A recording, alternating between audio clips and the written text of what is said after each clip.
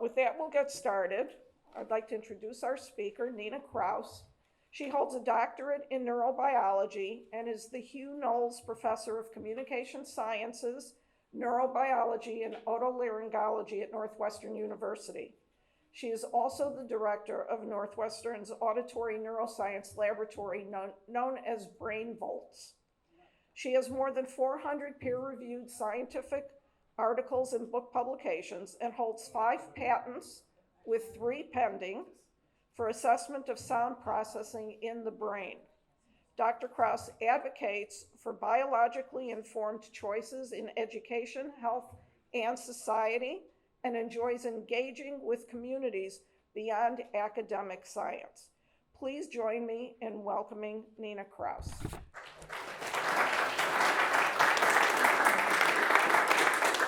Hi, everybody. Let's see, where's my little thing? I am so glad to be here talking about one of my very favorite subjects, which is sound and the brain. And so this is about noise, but you need to know that sound is a very powerful force, and it is an enemy with noise as well as an ally of our brain health. And if you were to go to the homepage of our website, which I hope you will see that in my lab, which we call BrainVolts, we study many, many different things. And you might wonder, what even are they studying at BrainVolts?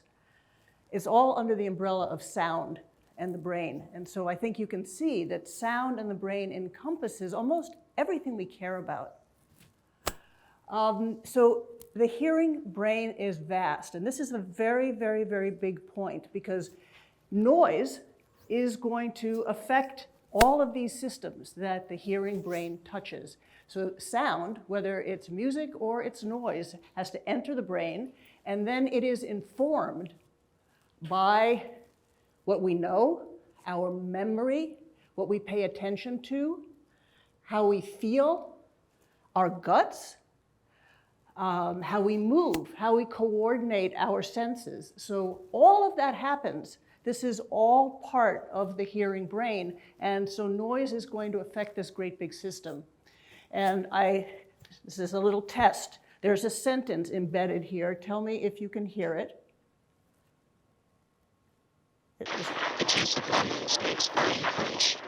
Anybody?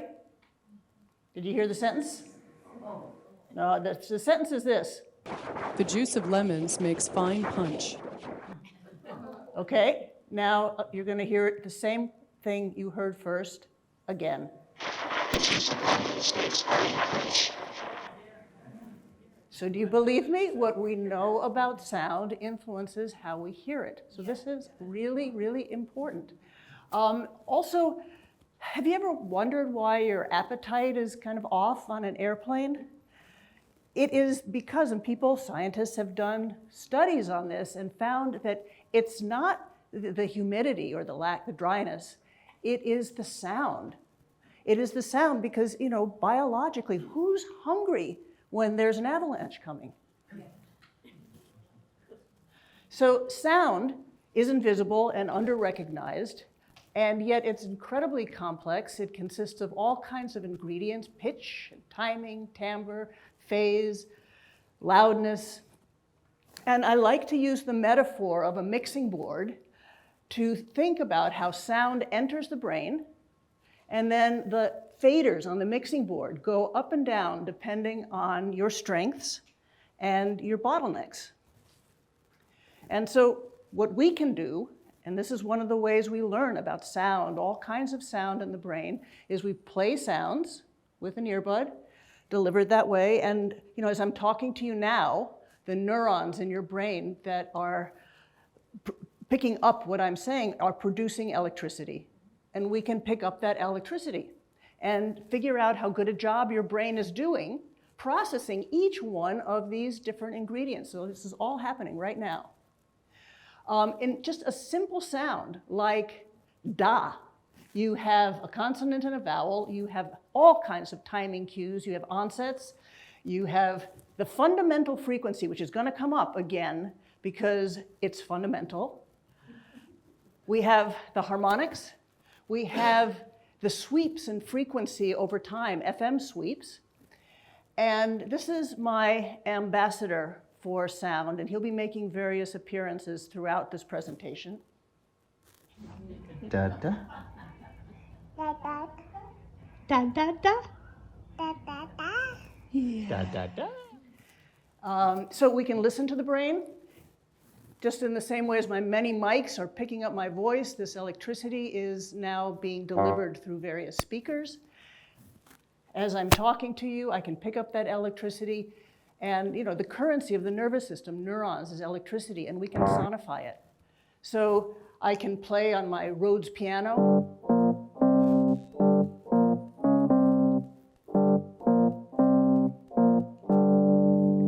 And then pick up what this is his brain response.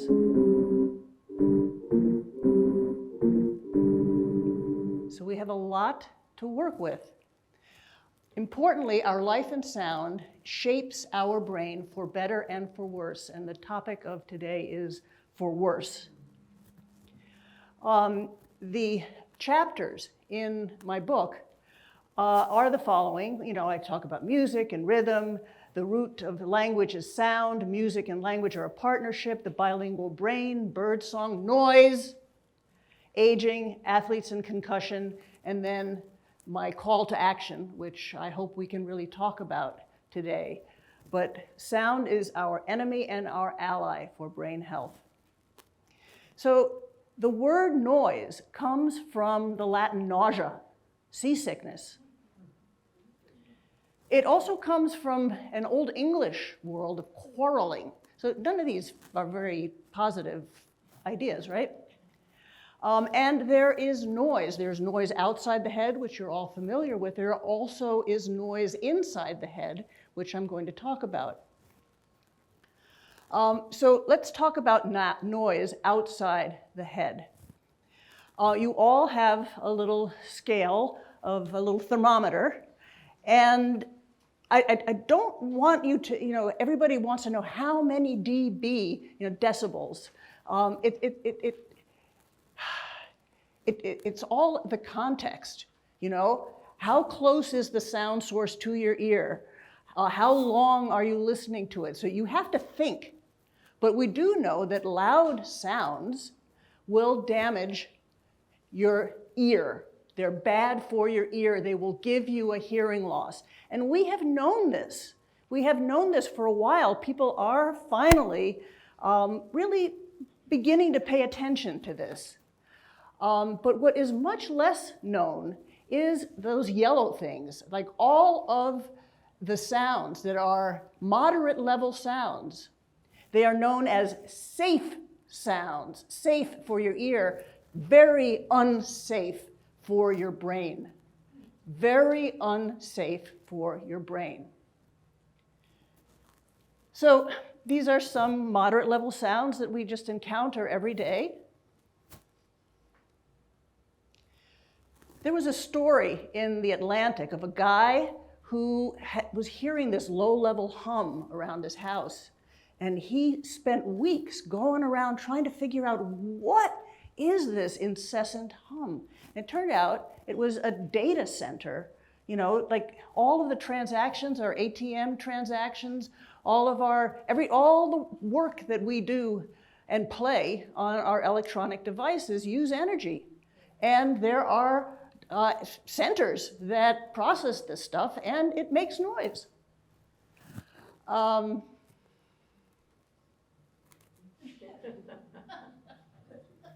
So let's think about noise and health.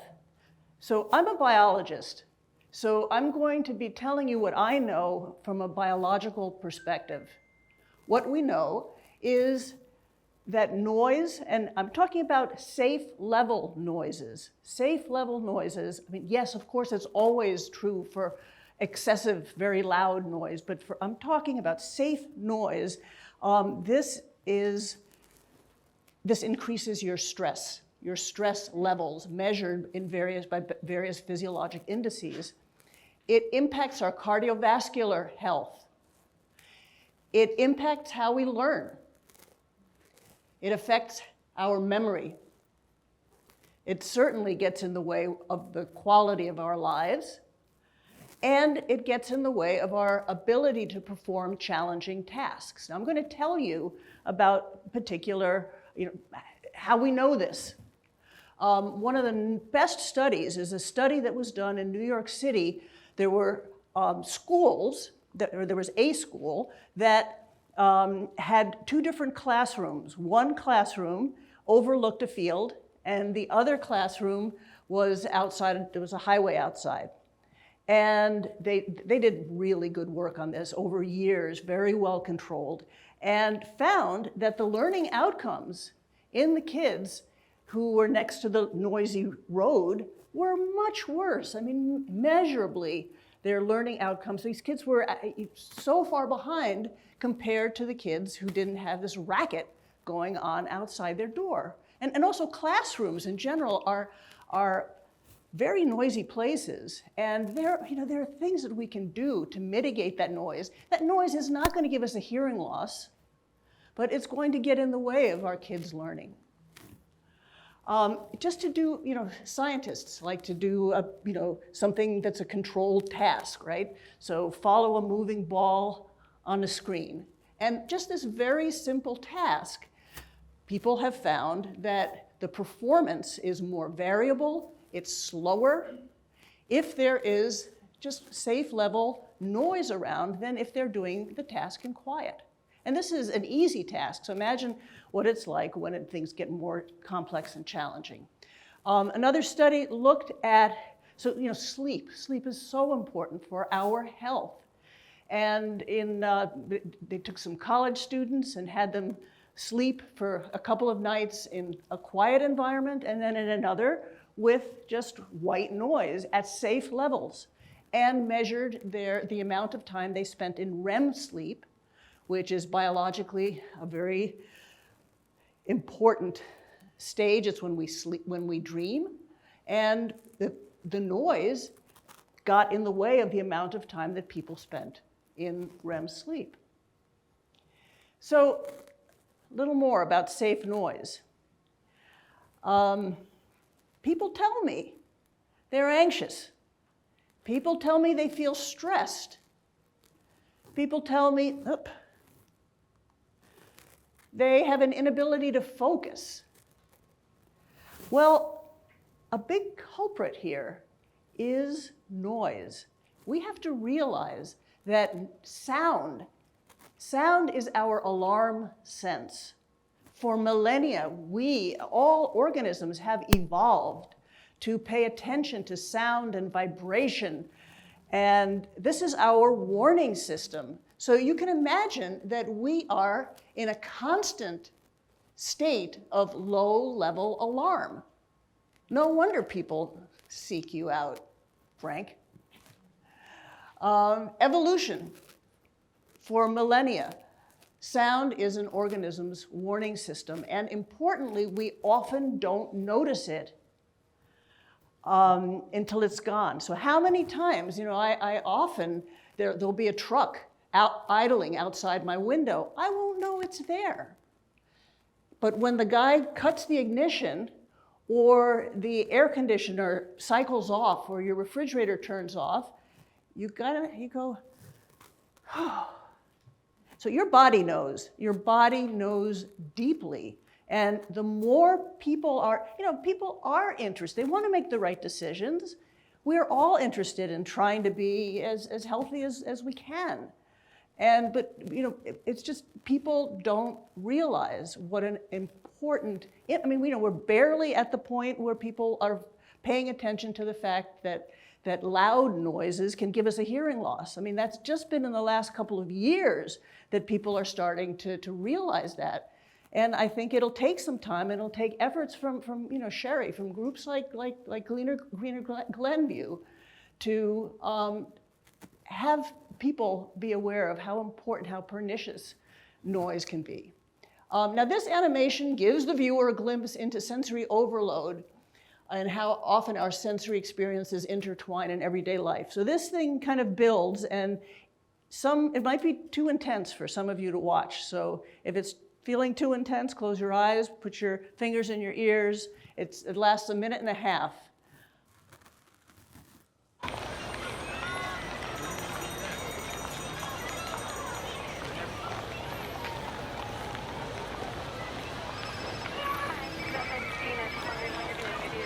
So it's all from the perspective of this little boy.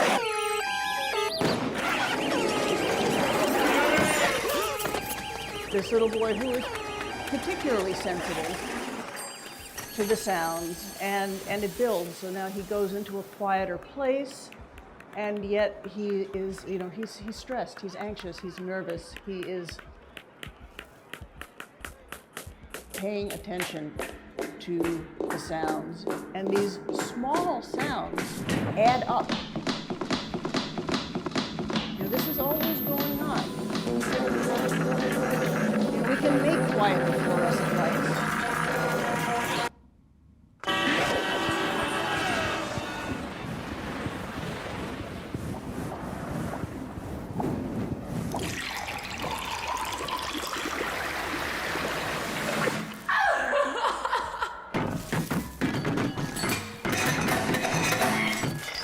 Restaurants are noisy places.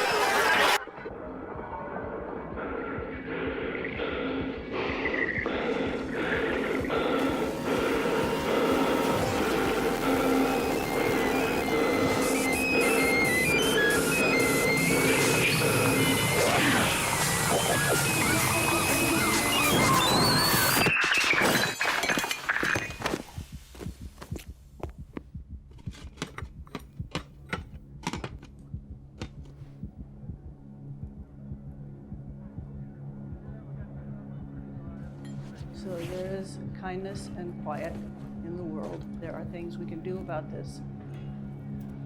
I just came back from some time in New York City, and I kind of felt like this little boy.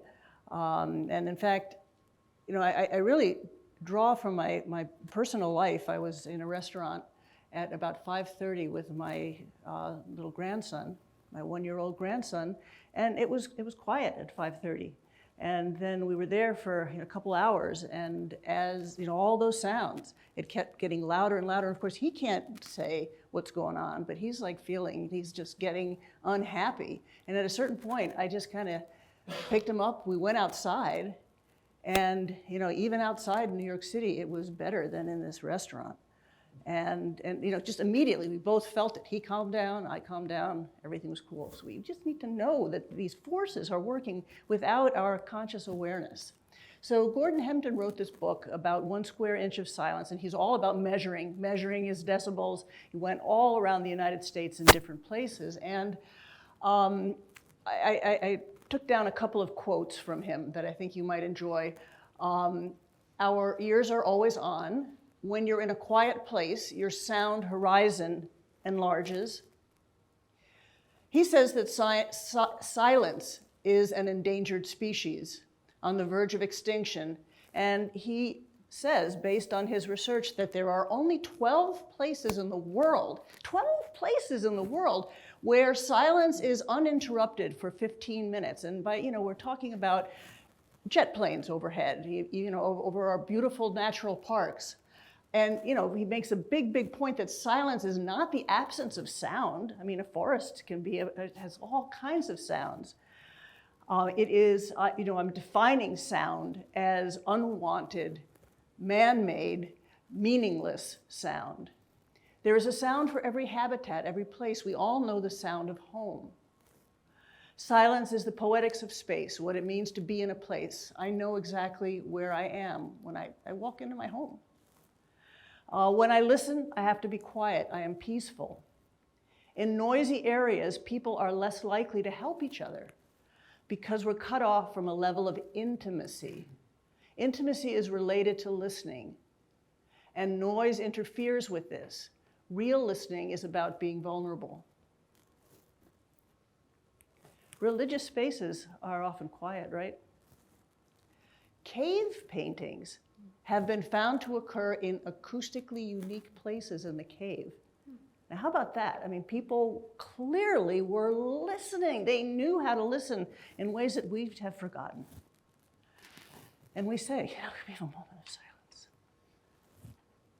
So noise disrupts actual sound processing in the brain, and we need to be able to make sense of sound in our world. And this is how we know this. So, it's very difficult in a human being to control the levels of sounds, but in animal experiments, in laboratories, you can do this very, very carefully. And so kittens have been raised to hear safe level sounds for many hours a day or at night. And we know that our auditory system is tuned. If you measure responses from individual neurons, which is what you see over here, each neuron is tuned to a particular pitch, and our auditory brain is organized. It's kind of like multiple pianos. And after this kitten was noise exposed, you can see that there is a whole disruption in the frequency tuning in this animal. And also, when animals are taught to discriminate sound, so to make sound to meaning connections, here the animal is taught to make different discriminations of pitch. And as the pitch differences got smaller, so the listening task was harder, the animals that were exposed to low-level sounds, they just were poorer at actually making sound to meaning connections. So noise will blunt the hearing brain, and I really want you to appreciate how beautiful the typical normal hearing brain is. It is beautifully tuned, and it can be disrupted, especially in developing animals, in developing people. I mean, we all are aware that kids are able to learn languages so quickly. And this is because they're so hungry and eager to make sound to meaning connections.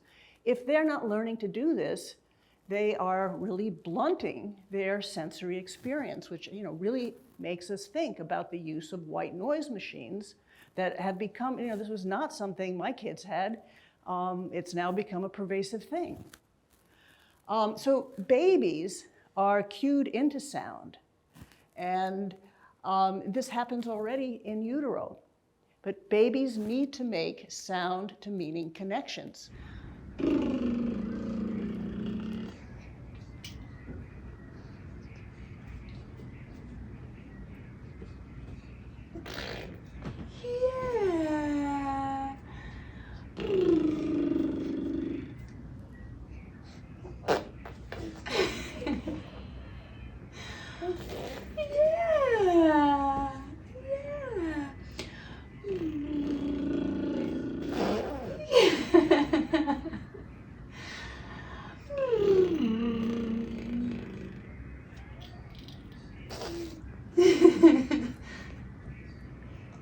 You got it.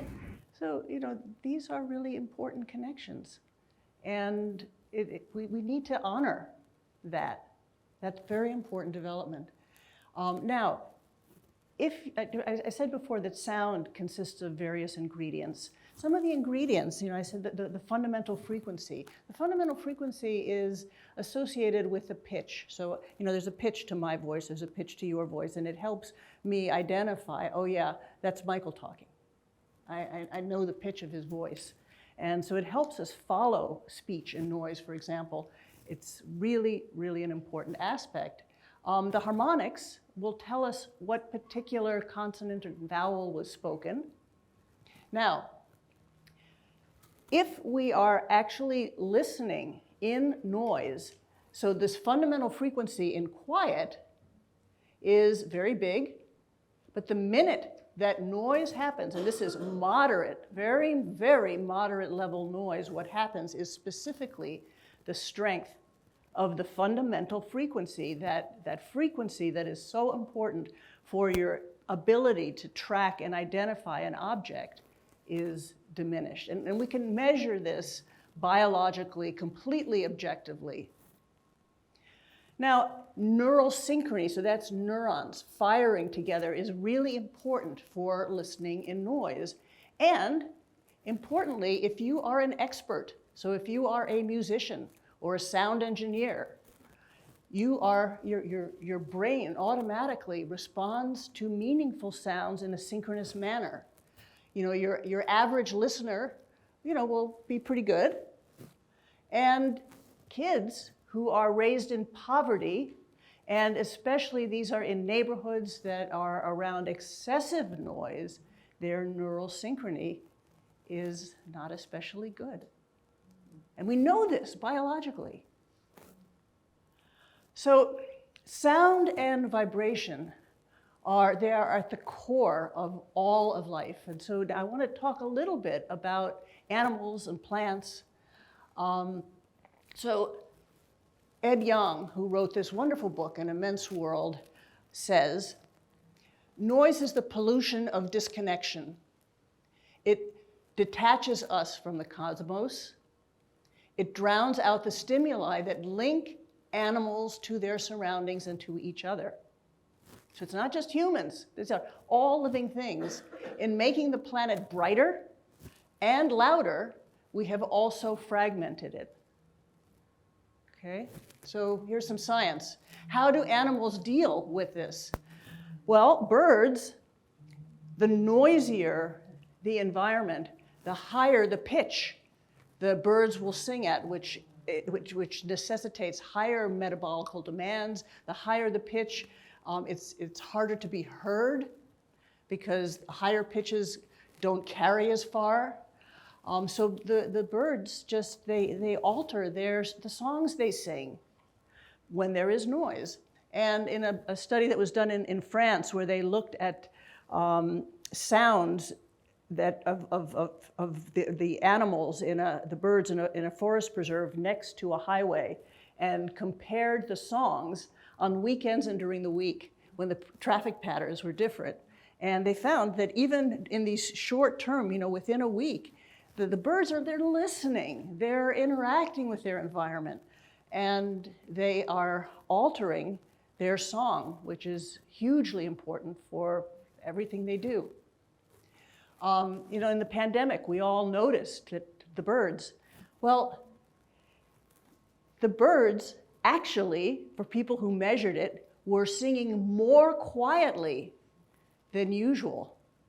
You know, we thought, well, we could hear it because there was much less noise, which of course was part of it, but they actually, decibels, they were singing at lower, quieter decibels, and they were able to sing more intricate songs, which is really important because, you know, male birds sing and the female birds listen and choose, and this allowed the male birds to be much sexier.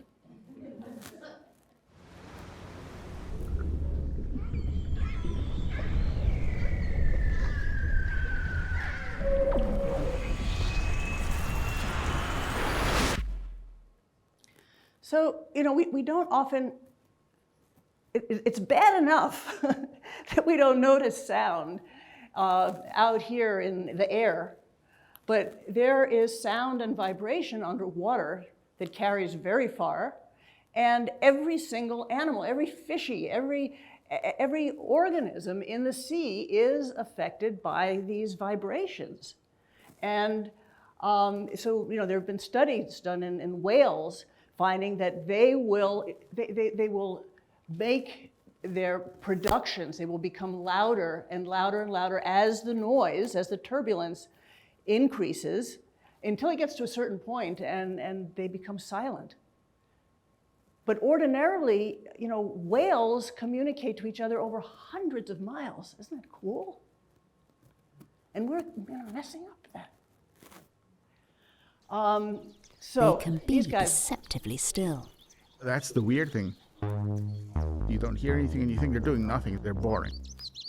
But this seemingly peaceful world where insects scuttle across plant leaves is far from tranquil.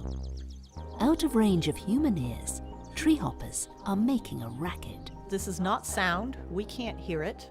Yet, the animals are busy communicating with one another. Tree hoppers communicate using vibrations they make with their bodies. They kind of hitch up their abdomens and they lock their legs and then they vibrate their abdomen up and down. The vibrations travel through the plant and are picked up by sensory nerves in the legs of other treehoppers. They're known to use vibrations while foraging to find mates and warn others about predators. So this is We kind can't of, hear these vibrations, but researchers can translate them for us. By bouncing a laser beam off the vibrating surface of a stem, they can measure the frequency and amplitude of the movement. And then you play back that signal.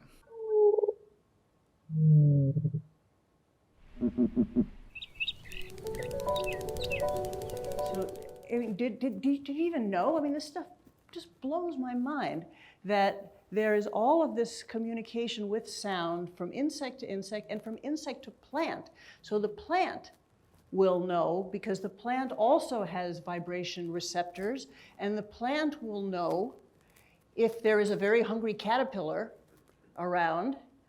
How many people know that reference? That is going to be bad for its health. And so the plant then will begin emitting certain hormones that will protect it. So when we vibrate the world, when we make noise, and moderate level noise really it gets it. I mean, these vibrations are so tiny, they almost defy the laws of physics in being able to pick them up. But they've been doing this for years. It's just us that have just discovered yesterday. So trees also can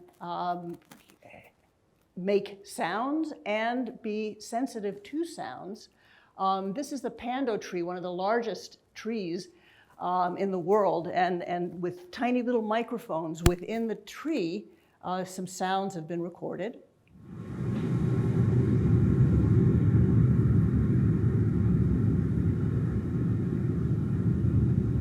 And this is what happens within the tree when there's a fox walking by.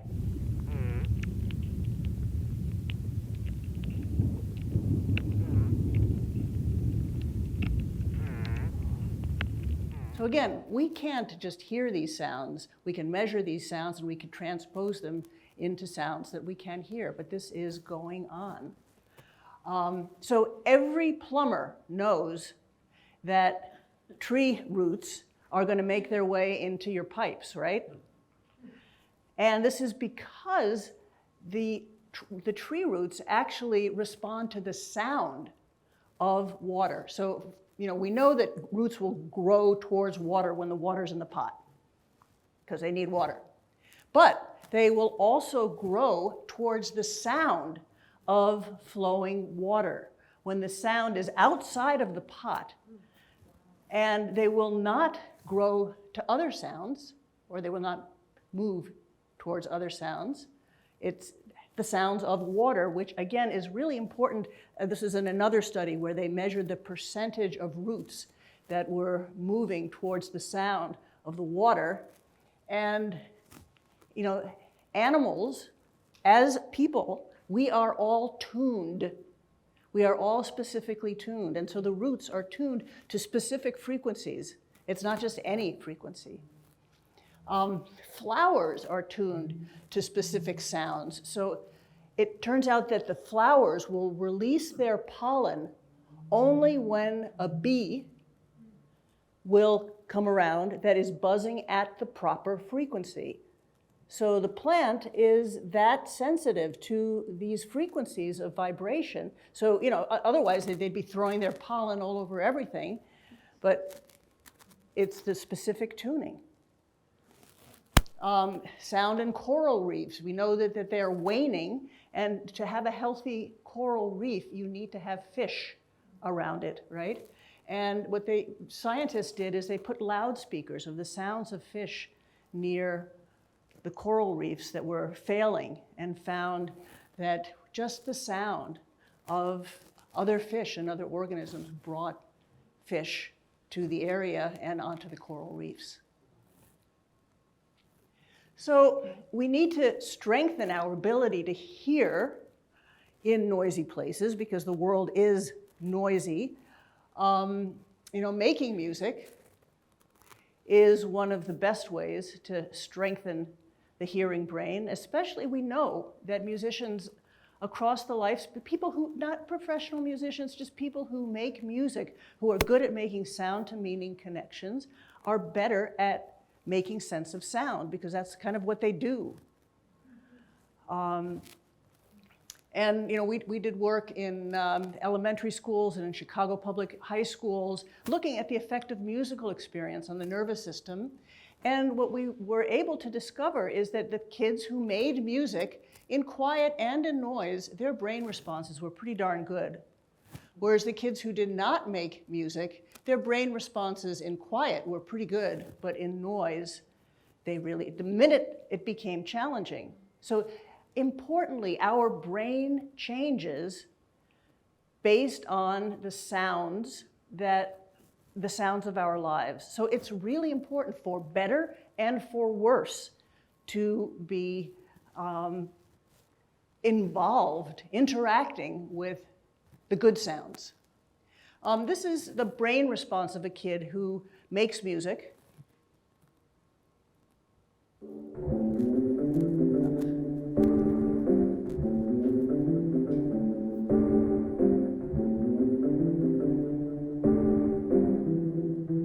And here is a little guy who does not make music.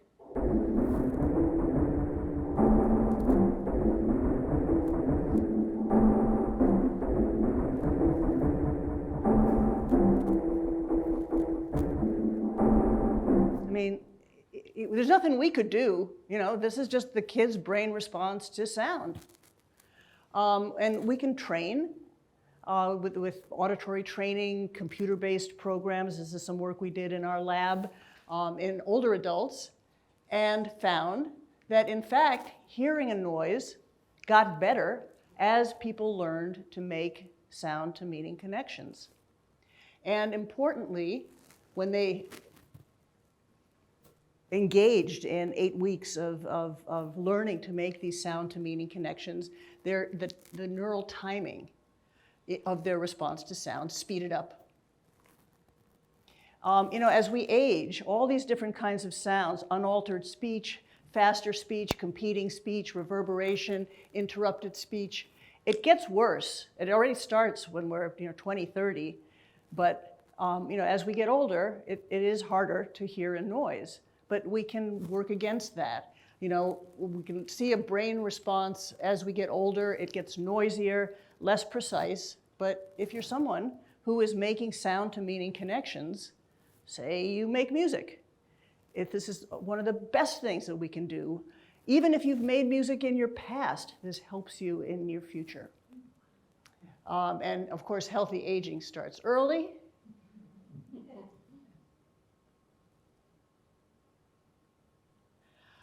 So, we can really think about ways that we can use sound for brain health. Reading aloud. And being physically fit is important, as I will get to in a minute, because now I'm going to talk about noise inside the head. So our neurons are always on. There's always this electricity happening. And, some of you are familiar with tinnitus.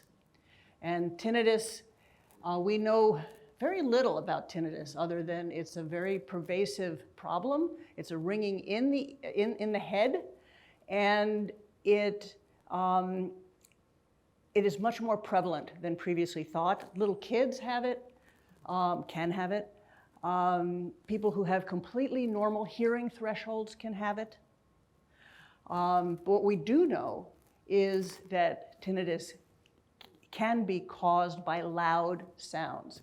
I'm sure after I came back from New York, after being on the plane, and I'm lying in bed, my nice quiet bed, and suddenly, I don't usually have tinnitus, but after having heard all of the sound, or you come back from a concert, this tinnitus happens.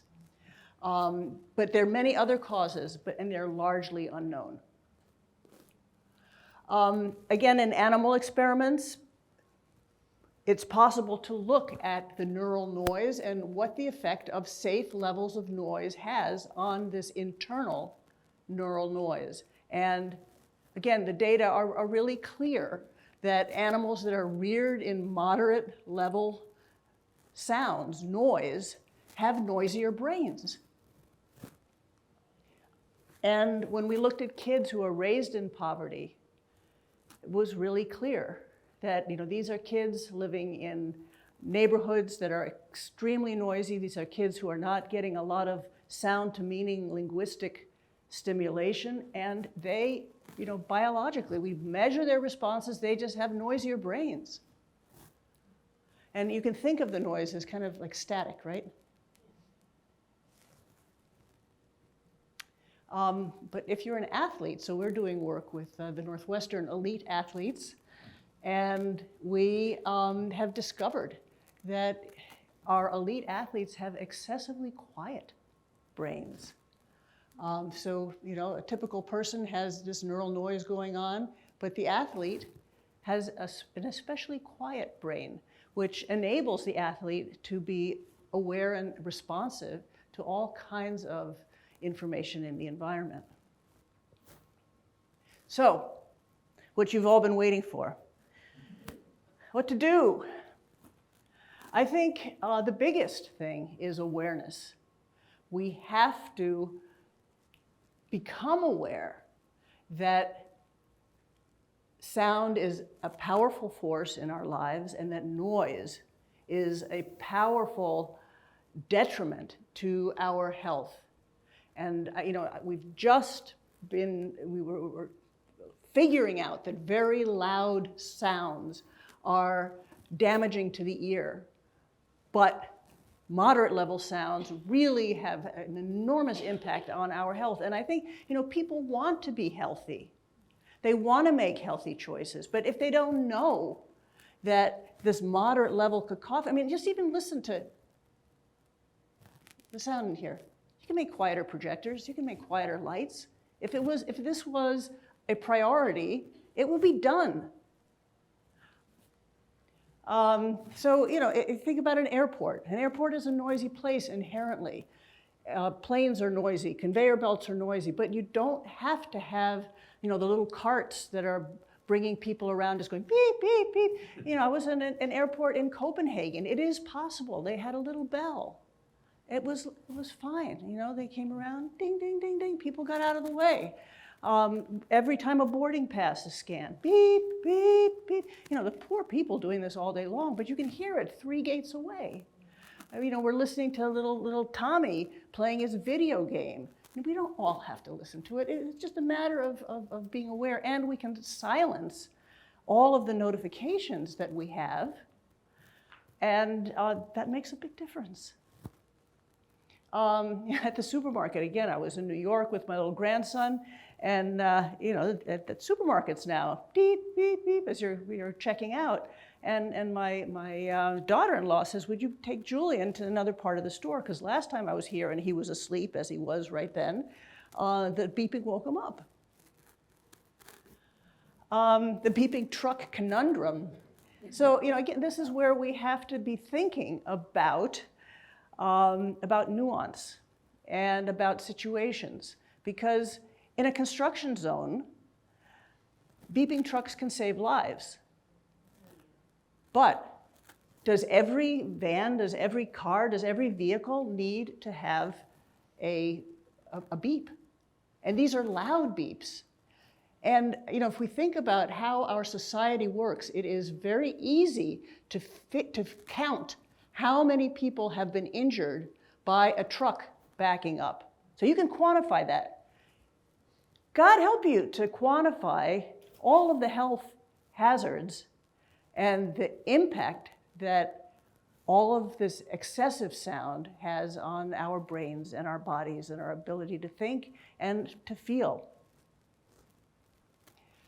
We can silence our devices. We don't need to hear every time our neighbor locks and unlocks their car door.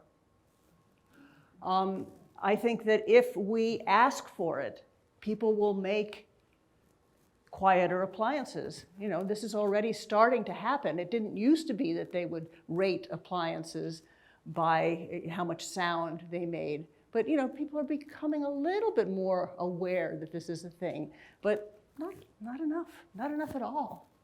And you know, we can learn from nature. So owls have to silence the sound that they make. You know, they're swooping down on this little mouse, but if the mouse heard the owl, he'd run away, and the owl wouldn't have any dinner. There are ways of silencing the movement of air. The Navy has been doing this for years. They've been doing it since you know, World War II, certainly. They've been silencing their ways to silence propellers. They're gun silencers, for Christ's sake. Then the sound, the impulse sound of a gun is really hard to silence. And yet, if you want to, you can do it. So it's possible. We can reduce noisy lawn care. You know, now we don't have the gas-powered leaf blowers in Evanston, but we still have people with their little edging machines, which are gas-powered. They're two-stroke engines. They're really, really loud. We have to think about, you know, do we want this? And it's not the landscaper's fault. It's our fault. We can, you know, lawn care is a luxury. And I think initially we may need to pay more, you know, to have had a spring cleanup with brooms and rakes. It was great. And the guys doing the work were so much happier. So it is our responsibility. It really is our responsibility, the choices we make. And fortunately, noise does not accumulate in the environment. It's not like toxic chemicals. When we turn it off, it's off. Isn't that great? That's so hopeful. So, you know, in hospitals and in intensive care units, you have to have all kinds of monitoring devices. But people have become sensitive to this and have really been putting some effort into making intensive care units. It's not true for in general hospital environments, but it's really when people realize how important a quieter place is to health, there will be movement. And then at the same time, you know, there are two sides to this, right? Sound is our enemy and our ally for brain health. And for these premature babies, when the babies were listening to mom's voice and her heartbeat, they could measure the auditory cortex and the degree of white matter and the development there. And the babies who were able to hear this very important sound actually developed better. Also, people have been looking at music therapy and finding that, you know, a live voice can calm down a baby. And we've all done this. We've held babies, you sing to them, right? And their little heartbeat slows down, they calm down. It doesn't happen just to music being blasted. It doesn't happen to the quiet, but if somebody is there singing a song, it matters. Reverberation. So what about our spaces? Reverberation is a prolongation of sound due to reflection of sound waves from surfaces in an enclosure. So if you can listen to a regular sound. Many factors influence speech intelligibility. I'm going to play this again. Many factors influence speech intelligibility. This is reverberation. Many factors influence speech intelligibility. Can you hear it? Can you guys hear this well enough in the back? I have no control over the sound levels. Anyway, but see, the sound is bouncing off all of these surfaces, and passively, you can acoustically treat spaces with foam tiles, rugs, and tapestries so that the sound is not going to be bouncing off of these surfaces, and you will be able to hear better. There are also active acoustics, so now there is some technology where sound spaces are monitored and the sound is modified electronically to make it quieter in certain places. And it's also kind of the like in some restaurants, they have been doing this. And I've been in these restaurants. It feels kind of weird. Maybe they'll get better at it, but it feels a little unnatural. I think people just need to be quieter. Maybe just turn down the music a little bit. But importantly, we need to protect our hearing, and I'm not just talking about our ears, I'm talking about our brains. I mean, when there's construction going on outside my window at Northwestern, I wore these things every day, and it helped. So you can just get regular foam earplugs. You can get something like this online. One of the very best things that you can do is to get an earplug that is molded to your ear canal that will give you the best attenuation, the best sound diminishment. Etymotic makes ear plugs that are musician earplugs, and they're carried by many places. But the nice thing about them is that they maintain the fidelity of the music, for example. Like, it doesn't just cut out the lows or cut out the highs. They really thought about how these things are built. And you have these little filters that you can have either a lot of attenuation or just a little bit of attenuation, depending on where you are. I like to use these little wax things that you can just buy online for a few dollars. And it fits into my ear, and if I'm sleeping in a noisy place, I can lie on my ear, and it's not like having this hard thing. So that's useful. And you can have isolating earbuds when you're listening to your podcasts or you're listening to music. And in isolation, lets you turn down the volume because you're not competing with the environment. And the company that I have been using is Sensophonics. And there's even somebody from Sensophonics over here. You might raise your hand. But they will give you, and other audiology places will give you a custom fit, and you can have these built-in drivers for very good sound quality. And you get 45 dB attenuation in a typical environment. So that's kind of, like when I run, I listen to these wonderful mixes that my husband makes.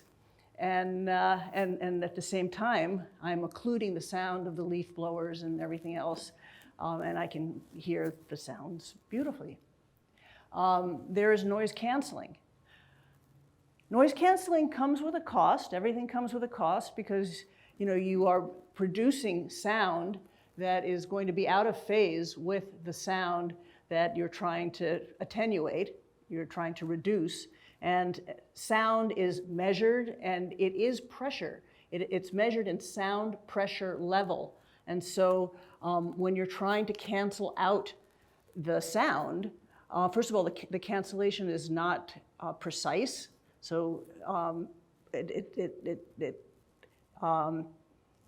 not precise. And in addition, you're just creating a lot of pressure. And it's something that I feel, like if I'm on an airplane again, I hear, I put noise canceling headphones on, and for a minute it's just all nice and quiet and it feels lovely. And then 10, 15 minutes into it, I feel this sense of pressure and I'm exhausted, just exhausted.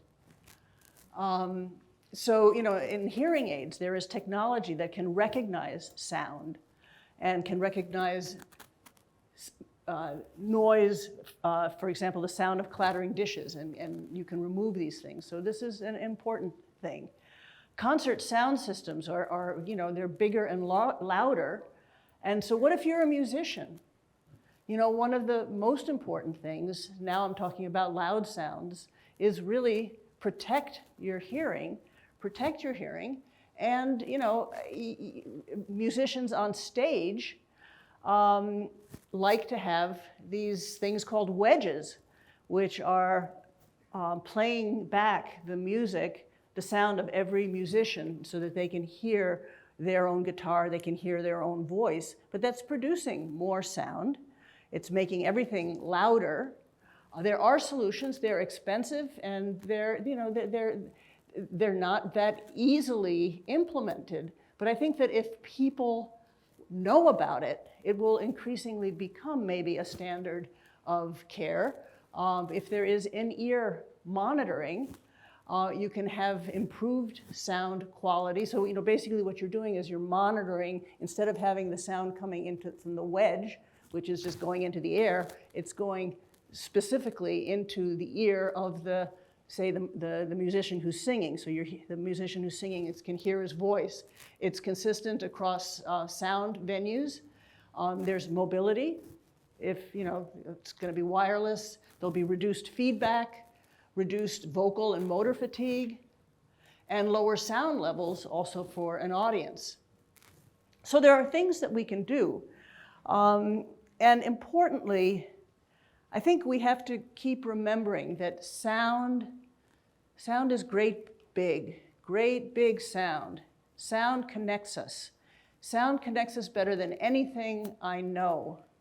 Ian McGilchrist uses the word betweenness. It's this back and forth, and now I'm looking forward to the questions that you're going to have. And we're going to be able to go back and forth here in real time and connect. And I don't have a script, you don't have a script, but sound will let us communicate in this wonderful way that is just not available in other ways. And noise is the pollution of disconnection. Sound connects us.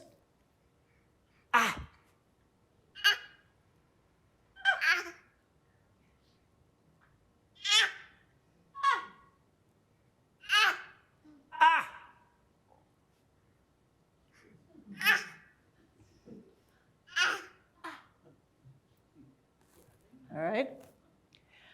And the choice is ours, It is our choice. As we know, as we learn about these things, we can make choices for our personal lives, for our families, for education, for medicine, for our society. I think that having the awareness, the knowledge of the pernicious force that noise is to our mental and physical health will help us make the best choices. There's a little book, it's back there, we can read right away to your children. It's called The Fight Between Quiet and Noise. And it tells our little ones, just about this whole, makes them aware of this situation in a beautiful way. So it takes a community. These are the alumni from my lab. This is our education community, our music community, our clinical community, our athletic community. This is BrainVolts today. And my last slide is where I started. I hope you visit our website and take this tour. We have this new icon here. It's a 2-minute tour. It will help you find what you're looking for, because there's a lot on the website. And importantly, you should know that everything that we do, 100% of the work that we do, is funded by outside sources. And if you think that the work that we do is important, please help us and support us. It's very easy to do. And I thank you, and now I want your questions.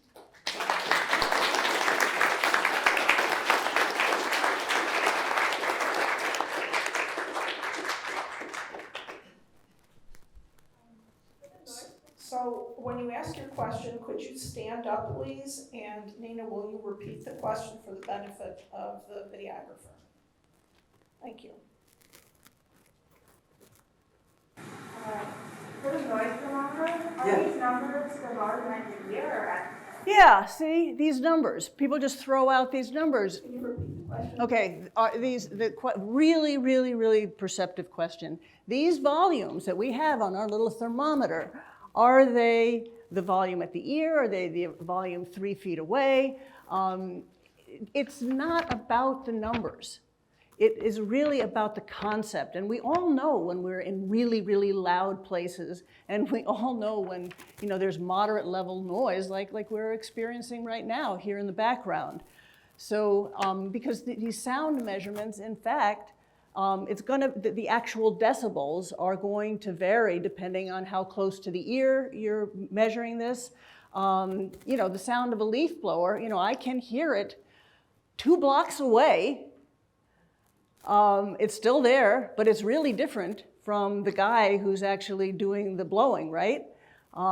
So context matters. And I think that, thank you for that question, because I think we really need to be thinking about not, what is the level, but rather a quality of life, really thinking about, knowing that moderate level sounds are going to impact our hearing. And also decibels. Decibels they're logarithmic, and they're different scales. There's hearing level, they're all different kinds. So the actual number is not as important as the content. And also another question is how long are you listening to that sound? Are you listening to it for 8 hours, or are you listening to it for a minute?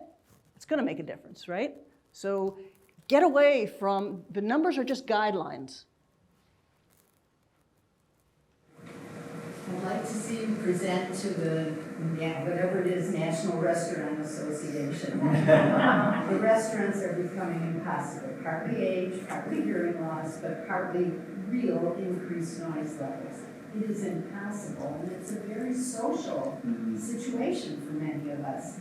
And I just keep crossing restaurants off the list because they're impossible. Well, it's a matter of awareness. And now let me tell you, again, from personal experience, my son in New York has 3 restaurants. And, when he was first putting up the first one, he wasn't as aware of sound and the noise of the ventilation and this and that. And now he's thinking of a 4th restaurant, and he's building it from the ground up, and really, really conscious of trying to make this a quieter place, and not to have heating, cooling, everything that happens in having acoustic tiles. There are things that we can do if we just do them, and I think that, again, with awareness, I'm seeing this firsthand. People are making a difference, and they're trying. But I agree, it's a real problem. Many of the restaurateurs seem to prefer the noise and tell you that gives the buzz, that people like that, and they're not, obviously, in the way they construct them, they're not interested. But the question is, so some people like the noise. They say they like the noise, like even in our shopping malls. Well, it's how it's our measuring world. Yeah, if you're measuring how fast you can get people in and out of a restaurant, you're going to make it really noisy, and you get people to make decisions and buy things. You're going to make things noisy if you want people to have a really good time and to be relaxed, but take a little longer. Well, you're going to be measuring something different. And it's how many likes. That seems to be what's driving the world, but it doesn't have to, because we know some things. So I have 3 children. Each of them have a slightly different thing I'd like to hear your brief take on. One of my boys has a white noise machine that he goes to sleep with. Is it a concern? Should we be concerned with it? Yeah. So I have 3 boys too. We have 3 boys. I have 2 boys and a girl. Okay. Well, I have three boys. And so about so he's an adult now. Yep. So sleep is really important. White noise is probably the worst noise that you could use. So, have it be music, have it be waves, have it be environmental sounds, things that change, things that have some meaning. Because also white noise has all of the frequencies at once. So you're blunting. All of the neurons have to, on these pianos in our brains have to be firing. No, don't use white. And try, I think that knowing that having the noise is not a great thing. Maybe he can learn to make it quieter over time. But you have to think about these things. There are no black and white answers. We can't just check the box, because it is important to sleep. So yeah. My second one, my daughter, this is something I just realized within the last week or so. She wanted me to watch a video, and she wanted to watch it at 1.5 speed. And I'm like, no, it was this. And then I heard her whistling me something. She walked in the kitchen, she was playing something, and it was faster, and I could barely understand. It was, and I'm like, is that something I should be concerned about? Her not whistling the normal speech, you know? You know, honestly, You don't know. we don't know. I don't know if there's any science to show that. But think about it, you know, because we are now listening more to podcasts, for example, and I love the you know, and you can change the speed. And I'm listening to a book right now, and the author is the reader, and he's reading it really slowly, and I love it. It's just wonderful. But realize that we have been talking and listening for hundreds of thousands of years before we were, you know, writing is very new, maybe 3,000 years. And so our brain is really tuned to the pace and the sound of voices. And, you know, and our memory and sound are like this. And so people now are realizing that when they listen to things and listen to books, they often remember more. So my last one, my oldest son doesn't like the quiet, and he always has earbuds in. Yeah. Always. Yeah. So this is another. Can you repeat the question? Okay, the question. So I've got this son, and he wants sound. He wants to be stimulated all the time. He doesn't want to have silence. And this speaks to the fact that we are all different, each one of us. So, you know, I know somebody who would love some people to speak faster. And I know some people who study with music, some people who can't possibly think with music going on, or some, it depends on the music or what's going. So we are all really different, and this is something that I see firsthand in my lab, because I measure, you know, if I could measure all you guys' response to, you know, the example that I use in my lab is A Hard Day's Night. So, you know, I can measure A Hard Day's Night played by your brain and your brain and your brain and your brain, and you'll recognize it all as A Hard Day's Night. I like to use the analogy of a nose. You know, like we all have noses, but each one of our noses is different. And, you know, the way that our brain processes sound is different. And you know, and as I said in one of my first slides, the hearing brain is vast and is very much who we are, which is influenced by all of these different factors. So we're gonna be different, and there is no prescription. No right or wrong. I wondered, you know, in our house, the radio is almost always on, it's usually FMT.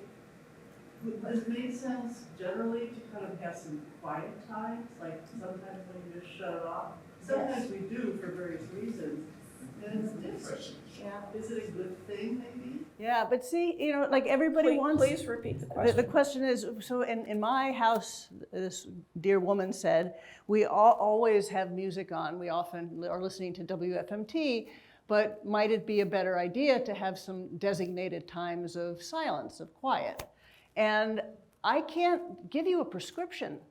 You know, we have to think, we have to feel, and knowing that, I mean, sometimes for the music that I love, I've just kind of been listening too much, or I've been talking too much, or listening to people too much, and I've learned, you know, I just need some, I need some quiet. So I think that it really, knowing that is an option is the most important thing. And you can make your decisions every single day. Is there any research that you has done about bone conduction? Is there anything? In what way? What do you want to know about bone conduction? Just loud noise, even though I've been here, it's still. Yeah. Well, you know. Can you repeat the question? So what about bone conduction? And, you know, bone conduction is something that is going to happen when sounds are loud, and when they are low frequency, they will vibrate our whole body. And yeah, I mean, that's a part of sound. And some people have been using bone conduction, for example, bike riders will have bone conduction listening devices so that they can kind of hear through the vibration. And you can imagine the acoustic quality is not going to be great, but they can hear the vibration, but they can also hear the bus coming. You. So I think that you mentioned bilingualism up there, both up there, and I think you might have mentioned it at one point during the slideshow, but I'm not sure if you really delved into what the effects of that were. So what would learning another language or speaking in another language, what sort of effects would that have on the brain? What a great question. And maybe you can figure out a way to get me to come, I could speak a whole hour just on that topic because it's such an important topic. And what we do know is that, so if you speak a couple of languages, first of all, you're really good at realizing, kind of like a musician, like what to pay attention to and what to ignore, because all the languages they're always on, they're always present in your brain. And you need to kind of turn one off to pay attention to the other one. But one of the components, one of the ingredients in sound, I mentioned the fundamental frequency, right? It turns out that if you speak multiple languages, the strength of the fundamental frequency, which is important for hearing a noise, which is important for determining who's speaking, is enhanced. And people who speak multiple languages also, remember I talked about brain synchrony. They have really synchronous brains, very consistent responses to sound, so that if you're in a classroom and somebody says something and then they say it again, somebody with an inconsistent response is going to hear it differently, but somebody with a consistent brain is going to hear the same thing the same time. As opposed to musicians, for example. Musicians, and by musicians, I'm not talking about professional musicians, I'm talking about anybody who regularly makes music, and singing, of course, counts. That seems to enhance the processing of timing cues and the processing of the harmonics, which is really important for, for example, determining did I say bad or dad? So, it turns out that music making can help language and literacy. So, I hope I've given you a little bit, but please, if you go to our little website and punch the bilingualism box, you'll see some of, and each one of the work that we do, we have a little slideshow where we just put up 5 slides that sort of summarize what we've learned, and maybe that'll be interesting to you. What languages do you speak? So I've been learning German for 3 years, and then for the past, it's nearing on 2 weeks, I've been learning Croatian. Brava. Yes? I don't have a question, I have an interesting short story. I'm an organist, and when I was playing for 8 years at London Brothers, I played a wedding one day, and when I was done, this very pregnant lady came up the aisle to where the organ was, and she said, "Well, you hit that bum, bum, bum, bum." My baby leaped right up inside. Yeah. Absolutely. Yeah. We are all gathered here and have become aware, hopefully, of the effect of noise. The lady who said about restaurant noise, I was in Portillo's yesterday, and that is one of the noisiest restaurants. But I think each of us has an obligation when we hear something offensive to us. All restaurants, all public places have response things. Write it down. It's unpleasant. A side effect of this is I have a horse and I ride in the forest preserve. If you want to know about noise, watch your animals. She responds to noise far, her hearing is better than mine, far more than I. But these trucks go by on Central Road. This is Des Plaines River Trail. And my horse almost shakes inside. It's so noisy to her. If that's what's happening with my horse, think of what is happening with you, with the leaf blowers. Next time you give the talk. I think it's right. So you talk a little bit about differences in people. What causes somebody to have such a sensitive brain as they've aged that loud noises just like make them almost go into the whole thing, like the avoiding thing, but never had the problem with the younger, but since the older system, they just become hypersensitive. Is it in the brain, is it in the ear, is it a combination? Yes, the question is, what about what we might call hyperacusis? So this is the hypersensitivity to sound, and what is happening there? And the short answer is, I don't know. The longer answer is, again, kind of like tinnitus, in that there are many, many reasons. One of the reasons is if you have a hearing loss, and this often happens as we get older, we get a presbyacusic hearing loss, which means that the higher frequencies are not especially good. And so what happens is there is a phenomenon called recruitment, where you're not hearing something because it's below your hearing threshold, and suddenly when it reaches your hearing threshold, all of the nerves are firing at once, and so you're shocked. So that can happen. The other thing that can happen is head injury. So we've been studying athletes and concussion at Northwestern, and if you get hit in the head, as I've been talking, making sense of sound is one of the hardest jobs that we ask our brain to do. So if you've been in a car accident, or you've had some kind of head trauma, that one of the symptoms is hyperacusis. So very hypersensitivity to sound, also difficulty hearing a noise, and yet, again, this is unrecognized.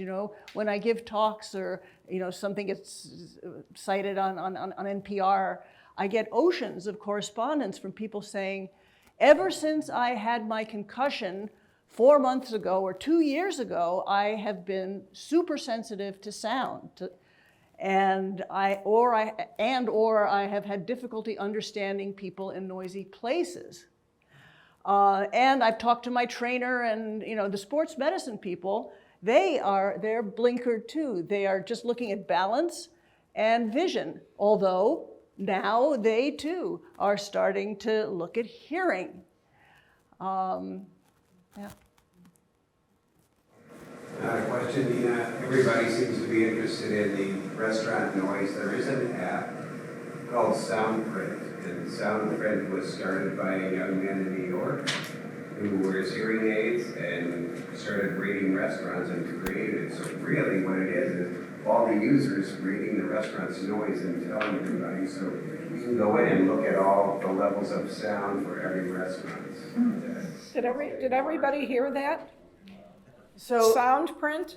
It's called SoundPrint, and it's an app, and it's one of these crowdsourced apps. So you can write in and put your own levels in and rate particular places. Now, I have been involved with people who have done this kind of work and have had similar apps, and I think as one of, I think you said some data is better than no data. She finally gave all of her information to Google in the hope that they will figure something out. But she encountered lots of difficulties, like especially in restaurants, because like a restaurant was rated as a quiet place, and then somebody goes, and it just so happens that at that time, a bunch of noisy people show up, and then they're mad, right? Or they've been wanting to just monitor the levels of noise in restaurants so that you would know at a particular time like right now, if you could be in real time and check out the whichever restaurant you want. But now there are all these privacy issues, even though, you can have microphones that will just pick up sound pressure level and will not presumably pick up the details of what people are saying, but, it's an issue. And so it's complicated, but check it out. What was the name again? Soundprint. So I have a couple questions. First of all, how far am I supposed to be standing from this microphone? Oh, I think you got to ask that guy. Far enough so you don't pop your peas. Yeah, that's what I'm trying to figure out. So I don't know if anybody has seen this commercial on television recently. I think it's called Better Sleep, and it shows white noise, pink noise, green noise, a different color noise depending on your needs. Do you know about this? I do. What is going on? Is it just another gimmick to make money? Yeah. I mean, the different sounds do matter, and there are, again, particular situations where hearing certain sounds might be beneficial, so I'm not just throwing it all under the bus, but in general, it's just another idea and a way of getting people to, so people are hungry. People are hungry to buy something to help their health. I think, if we could put that energy into doing something, that would help. Take a walk, yeah. So another question I have is about the low bass that comes out of cars while you're at the stoplight. And it seems to affect my heartbeat.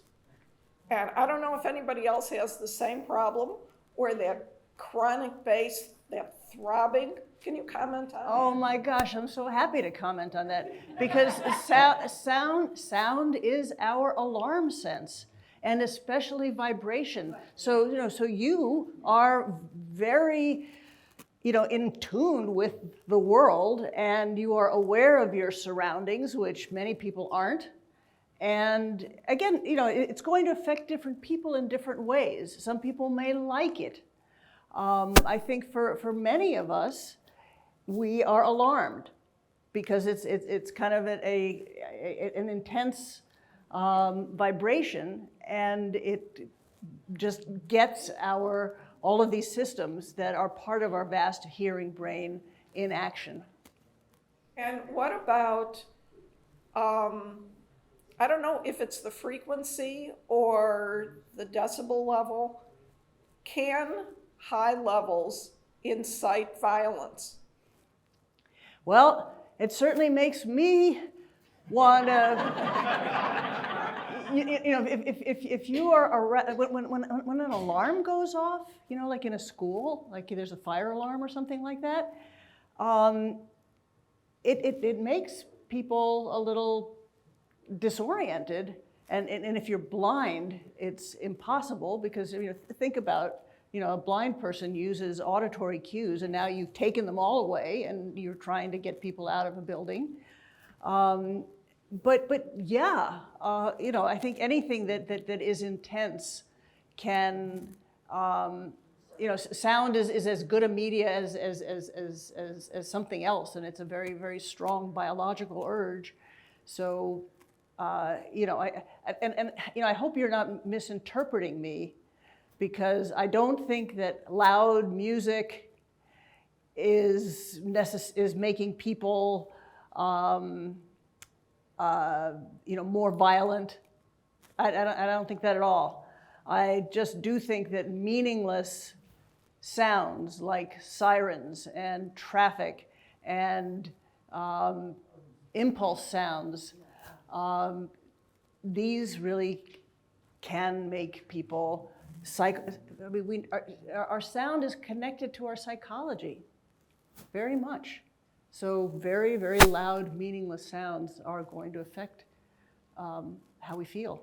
Okay, we have time for one more question. Anne, did you have a question? I was just going to ask, in that you gave a couple of examples where we listened to side-by-side comparisons of it, like there was a kid who was a musician resolution and how, what are we actually listening to and how is that measured? Oh, thank you. Can you repeat the The question? question was, so we saw we listened. We listened to the brain response of a child who was making music and a child who was not learning to make any kind of music. And so the way that we measure this is if I have electrodes on your brain right now and I play different sounds, I will be able to pick up your brain's response to that sound. And the way that we are able to measure this is something that our lab has really pioneered. We can measure sound processing with such precision that if I'm playing A Hard Day's Night, it's going to sound like A Hard Day's Night. I mean, it's actually, we can reproduce neuron activity that is directly in response to sound, and it will resemble that sound. So if I'm measuring the responses from a brain that is used to making sound to meaning connections, when I play sounds, the brain automatically, and there's nothing a person can do. You can be asleep. I mean, people are generally asleep in our lab when we do our recordings. By the way, if anybody volunteers, you get to sleep and you get paid to go to sleep. Because we want to know what has your brain become based on your life in sound. And so with this little boy who is learning to play the saxophone, his brain has become a way, and our brains function very unconsciously based on what we learned. So if you're sound asleep and I have electrodes on your head, you might not respond to various sounds, but if I say the sound of your name, it's going to respond because you have automatically, unconsciously learned that this is a sound that I'm going to pay attention to. If I'm somebody who hasn't learned to make good sound to meaning connections, like anybody who makes music will learn, then your response to sound is just going to be clearer, cleaner, more responsive. Fascinating. Well, thank you very much.